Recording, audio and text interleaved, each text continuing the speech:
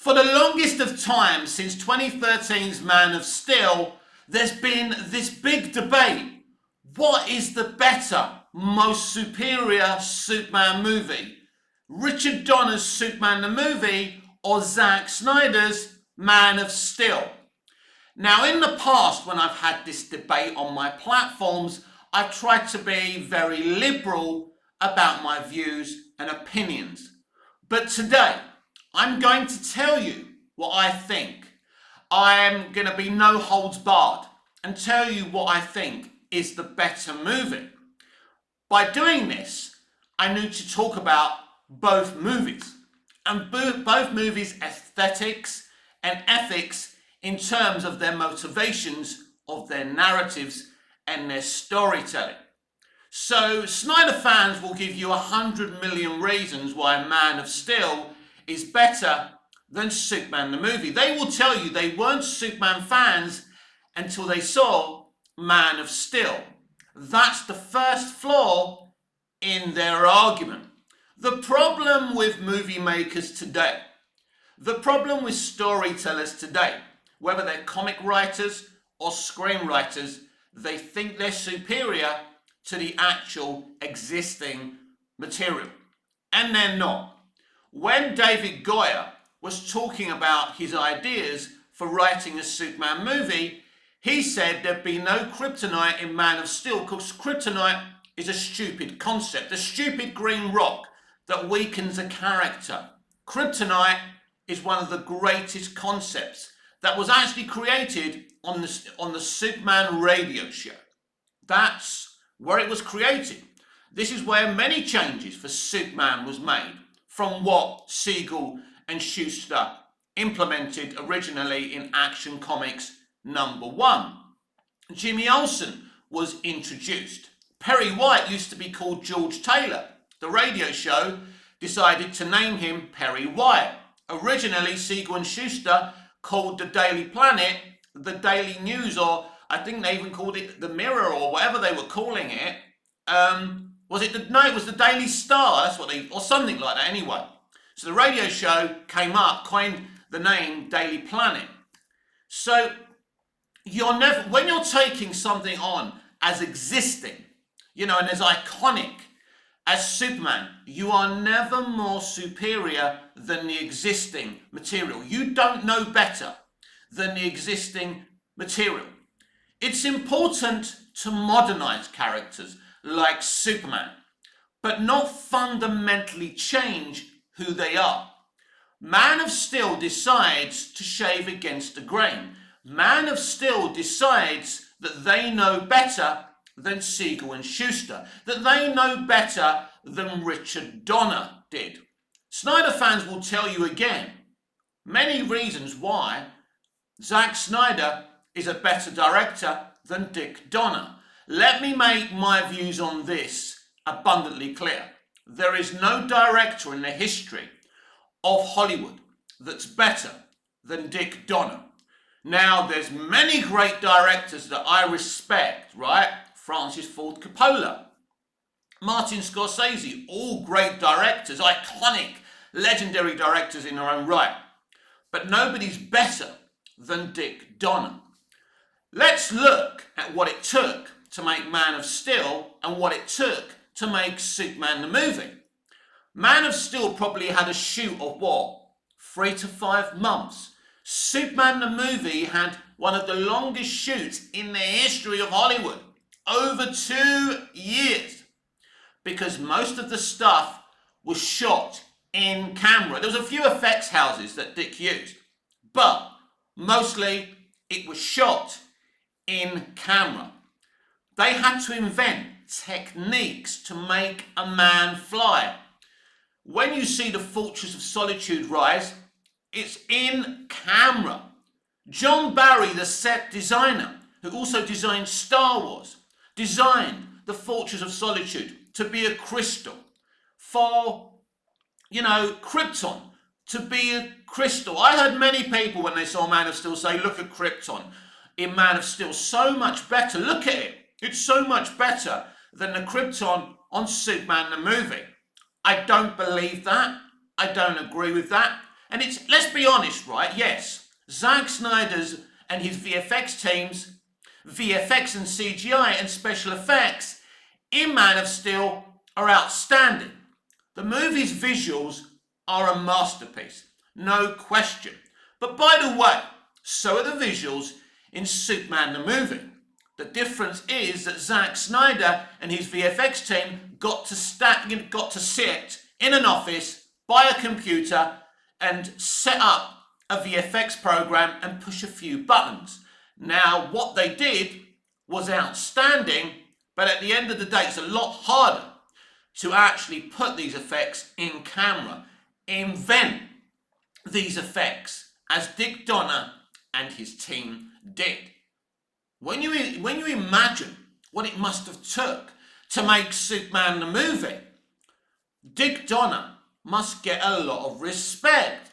Snyder fans don't respect what Dick Donner achieved. They don't understand Man of Steel wouldn't exist without Superman the movie, because Dick Donner proved it could be done. Fundamentally, Dick Donner almost broke himself making Superman the movie, and he was under pressure from the producers, the Salkinds, whose only lookout was to make things cheaper. So he was up against it. I want you to imagine what it was like making Superman the movie compared to Man of Steel. As I say, the shoots today are shorter than the shoots back in the day, because everything they did mostly was in camera. Now, my kind of opinion on CGI is that it's gone too far. It's used too frequently within films, and badly today as well. Not in Man of Steel. Man of Steel looks like a brand new film. As I've said, the VFX CGI is outstanding, but it's very rarely used to perfection as it was in Man of Steel. Zack Snyder is one of the few directors who implements a VFX team to work with him, instead of them just doing their job and him, and the director not working with the VFX team. Well, Zack Snyder works with his VFX teams, as does James Gunn, by the way. As a director, you need to be involved with VFX and CGI. You need to understand the technology. But Dick Donner wasn't working with that type of technology. Dick Donner believed to not mess around with the basics of Superman, because he understood how important Superman was to America. That was what he believed, that he wasn't going to mess about with a great American tale, which is what Superman is. So he stuck to the basics. You hear Snyder fans making fun of Superman the movie because Superman smiles, or because he saves a cat from a tree. That is partially who Superman is. And once you start taking away who Superman is, you have a problem. It's interesting that Christopher Nolan co-wrote this movie. His production company, Syncope, produced the movie. But this is not a Christopher Nolan movie. Because if it was, Christopher Nolan would have made a very, very different Superman movie. WB wanted him to direct it. He said no. He believed the film needed someone who understood VFX. So he brought in Zack Snyder. His first biggest mistake. Now, I love Zack Snyder. I love Man of Steel. I need to preface that with whatever I'm saying right now. But if Christopher Nolan was in charge, properly in charge of Man of Steel, it would have been a completely different film. He idolized Dick Donner. Literally, Batman Begins is Batman's version of Superman the movie. That's how much he looks up to Richard Donner. There's even an interview between Christopher Nolan and Richard Donner. An amazing interview, by the way. So, Man of Steel is the idea of David Goyer, who basically penned the screenplays for the Dark Knight trilogy. So what Christopher Nolan did, he put faith in David Goya's vision. Mistake number 2, because Goya thought he was better than the material, and Dick Donner didn't. Dick Donner never believed he was better than the material. He went and brought his brilliant writer friend Tom Mankiewicz to rewrite the entire film. And Tom really created some great original characters along with writing the iconic characters so well. And, you know, as we try and decide here in this video what the better movie is, Man of Steel or Superman the movie, it's very interesting to look at Man of Steel. Man of Steel is a great first contact story. It's a brilliant alien invasion story where the invaders are invading to save their dying people. The Kryptonians are about to be extinct, and Zod is trying to, extend their existence. The problem is he's found a way of doing this where he has to destroy humanity. Well, he doesn't have to. He's decided Kryptonians are more important than human beings. Now, as I say, a lot of the themes in Man of Steel are outstanding. There's no question the themes in this film are very real world. Because when you look at what Zod's doing to Earth, is it any different to what Israel are doing to Palestine? Think about it. Isn't it the same aesthetics? Isn't it the same motivation that created the incursion of Palestine, which creates the incursion of Earth in Man of Steel? Another conversation for another time. That's quite deep, isn't it? Because David Goya is a very, very deep writer. So there's lots of great themes in Man of Steel. I'm not sure that these themes are executed in the best way, but they're there. Climate change is another theme in Man of Steel. Another great theme that I appreciated from David S. Goya. Now, it's interesting when we talk about climate and climate change, because really the destruction of Krypton is all about the Kryptonian Council's denial that there's a problem. Here's the issue for me. In Man of Steel, you don't really get that as much as you do in Superman the movie. So in Man of Steel, he's begging the Kryptonian Council, Jor-El, aka Russell Crowe, to let him, use the Codex. But he's not arguing at them what the problem of Krypton is. Now that's a part of it. You hear from Zod when he talks to Superman on Earth that your father and I agreed on one thing, that Krypton was dying. But you don't see that. But in Superman the movie, you actually see Jor-El, aka Marlon Brando, warning the Kryptonian Council that Krypton is going to die. It's dying via a climate crisis. And they deny it.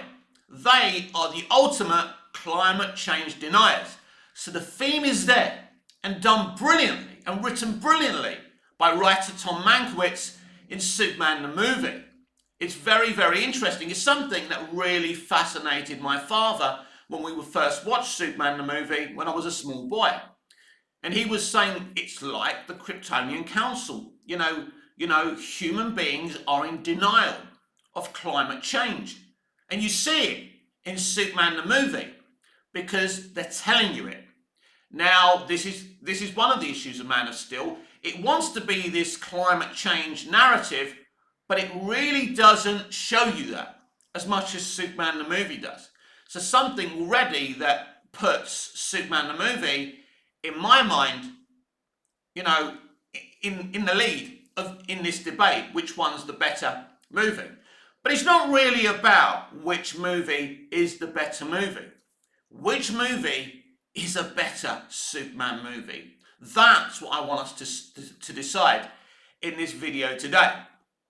The problem is, if you are part of an echo chamber fandom, you're never going to listen to the other side. Have I had bias to one film or the other? Well, Superman the movie was the first film I ever saw. It's the reason I still love Superman to this day. But I'm not biased towards it. I see its flaws, but I also see the flaws of Man of Steel. Superman the movie is trying to be a faithful retelling of Superman. It's not trying to reinvent the wheel. This is the problem. Now, Dick Donner coined the phrase verisimilitude, and he had it plastered all over the set. What does verisimilitude mean? It means when you're trying to convince an audience a man can fly, when they see a man fly, they've got to believe it's actually happening. That's what verisimilitude is. Now, the aesthetics of modern day auteurs is being grounded, being grounded and realism. That's different to verisimilitude. Verisimilitude is putting E.T. in the camera, and when you watch E.T., you believe he's a real living alien, which you do because we've never met an alien before. But when you watch E.T. in the film, you believe he's there. When Sam becomes a ghost, in Ghost, you believe he's a ghost even though you've never experienced a ghost before. That's what verisimilitude means. But unfortunately today, our creatives have become quite reductive, and they're obsessed with realism and the real world. They're not interested in fantasy or escapism. It's written all over the Batman. Now, I love the Batman. I think the Batman's a great Batman movie. Now, the Batman and Man of Steel have one thing, interestingly, in common.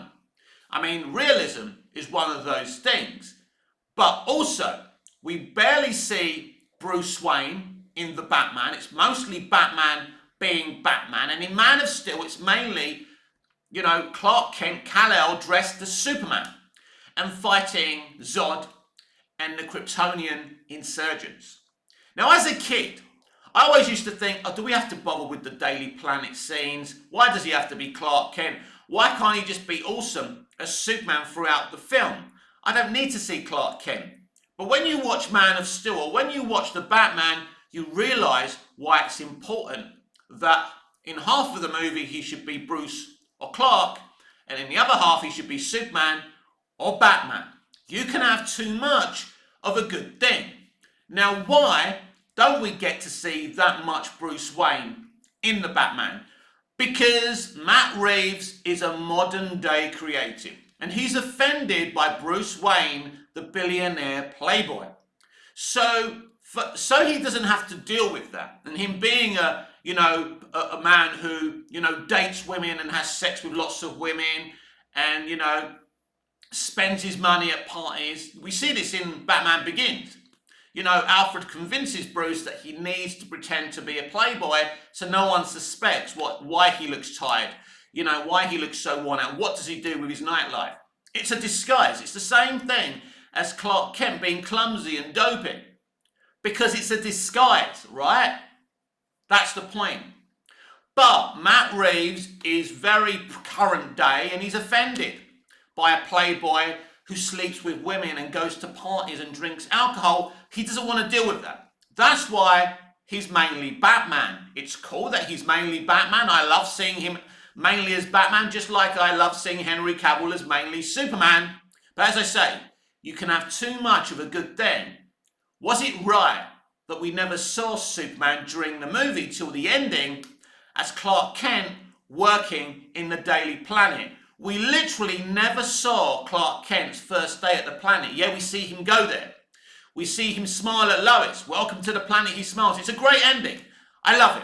It's very inspirational. It's the only thing that's kept in from the Donner movies. It's the only thing that's kind of Superman in any way, if you like, in Man of Steel.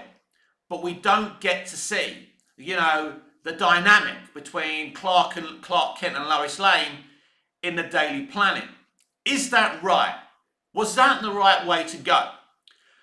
As you know, I love Man of Steel, but I'm not too sure if that wasn't a change gone too far. Smallville's very interesting because it changed many things about Superman, but not the character. Lex Luthor being in Smallville while Clark's a teenager isn't something that's part of the canon, but there is a 1950s, 1960s comic, a Superboy comic, where Clark and Lex are friends for one story, but then Luthor becomes insanely jealous of Superboy and they become enemies. So that's where our Miles were inspired to bring Lex Luthor into Smallville and tell his pre-Superman story. But even though they do things like that, like Lois knowing Clark as a teenager, Lois Lane is still Lois Lane and Clark Kent is still Clark Kent. Smallville never shaved against the grain. And it's interesting, isn't it? We're hearing rumours today that James Gunn and his VFX team are in Norway scouting locations for Superman Legacy for the Fortress of Solitude. Very exciting, because there should always be a Fortress of Solitude in a Superman story. Now in Man of Steel, there's no Fortress of Solitude apart from the Kryptonian ship. In Batman vs Superman, Snyder introduces something interesting, and he tries to say that Jonathan Kent's ghost is Clark's Fortress of Solitude. For me, that doesn't... Yeah, that's great, don't get me wrong. That's great and very deep. You can have that. Maybe we should have had a canonical Fortress of Solitude, but instead of Jor-El appearing to Clark, it's Jonathan Kent. Maybe in this fortress, it's the person you think about that appears to you, right? Maybe. Somehow, some kind of psychological thing. They could have done that if they wanted, but this is what I'm talking about, the constant shaving against the grain by modern day creatives, subverting expectations. You can subvert my expectations with original stories, but it's when you start subverting my expectations with Star Wars or Superman or other pre-existing IPs, it becomes a problem. As I say, changing this or that, as Smallville did, is fine. What you mustn't change are the characters themselves and who they are and what they're supposed to be. And in some ways, Man of Steel does this. Batman vs Superman certainly does this to Batman and Superman. And this is where the real problems began for the Snyderverse and the DCEU. The rewriting of history. The rewriting of an iconic character. And Dick Donner said from the very beginning, I am not going to mess around with apple pie and Americana. I've mentioned this before. Dick Donner was right not to mess with Superman and keep Superman clean. Dick Donner was always very, very clear about this. But David S. Goyer, Christopher Nolan and Zack Snyder thought they knew better than the material. Man of Steel is a very well-made movie. It's an epic movie. There's a lot of action, there's a lot of explosions, there's some interesting themes kind of depicted in this movie. As I say, I'm not sure if these deep themes are executed well enough for me to say bravo, bravo, but they're certainly there. There's no question about that. Ultimately, the modern day auteur wants to complicate everything with their kind of depth. And I think Superman the movie has plenty of depth, especially when Lois Lane dies. And Superman, makes the decision to break his father Jor-El's #1 role to interfere in human history to save somebody's life. It's very compelling, and every time I see it, I love it. Here's another thing.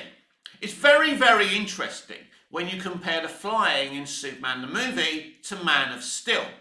I'm not saying the flying's crap in Man of Steel, but when you compare it to the flying in Superman the movie, a film made so many years ago with no computers, no computer-generated effects, everything in camera, here's the fact of the matter, whether you want to admit it or not.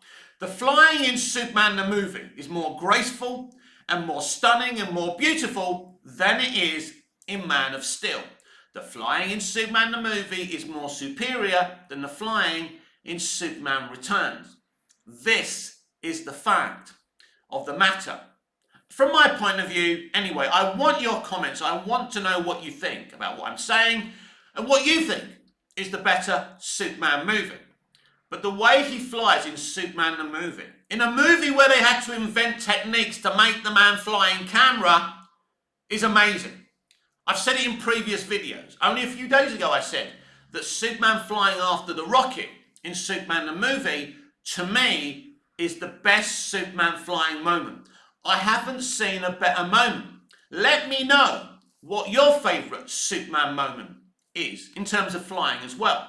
Now in Superman Returns, Bryan Singer does give Dick Donner a run for his money when he's saving the plane. That is amazing. It's a great use of flying, of Superman's powers, that he's been weakened because he's been on Krypton.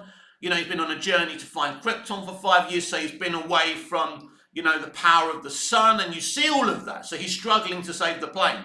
Now that is fucking iconic.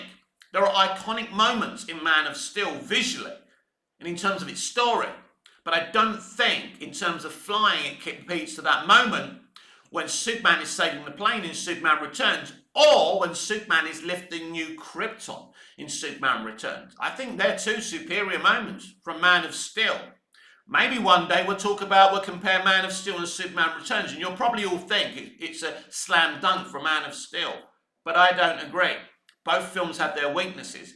It's interesting, but the flying in Superman the movie is the best flying that I've ever seen, not just for Superman, but flying in a movie in general.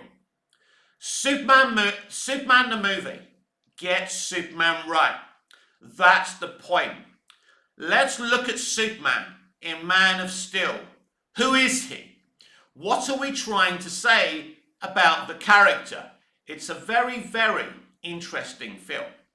Because instead of going from Krypton to Smallville, they skip Smallville and the younger days of Clark Kent, and they go straight on him exploring, exploring the world, trying to find answers to his lineage. So he's on this big ship, and we see his power. And it's interesting, and it's great. Then we have flashbacks to his younger years in Smallville. And there's a lot of themes there. The themes of belonging, of being an adopted child, of telling your adopted father that he's not really your father. They're very deep themes. And the flashbacks are really great. And they do work for me. So there's a lot of deep stuff going on in those flashbacks. But then you go to the Smallville bits in Superman the movie. They're very simple. They're very pure. And the whole point is of the Kents, the reason Superman is the well-adjusted dude that he is because of the Kents. Just go and talk to the people at DC Comics. Anyone who knows anything about Superman, the reason Superman is a hero is not because of his powers, not because of his alien, because of he's an alien, because of the values that were taught to him by the Kents. That's the point. So now Man of Steel does this in a way, but I think the simplistic way that Dick, Donner and Tom Mankiewicz do it in Superman the movie kind of gets the point. So you're in Smallville for about, 5-10 minutes. You see Jonathan Kent die.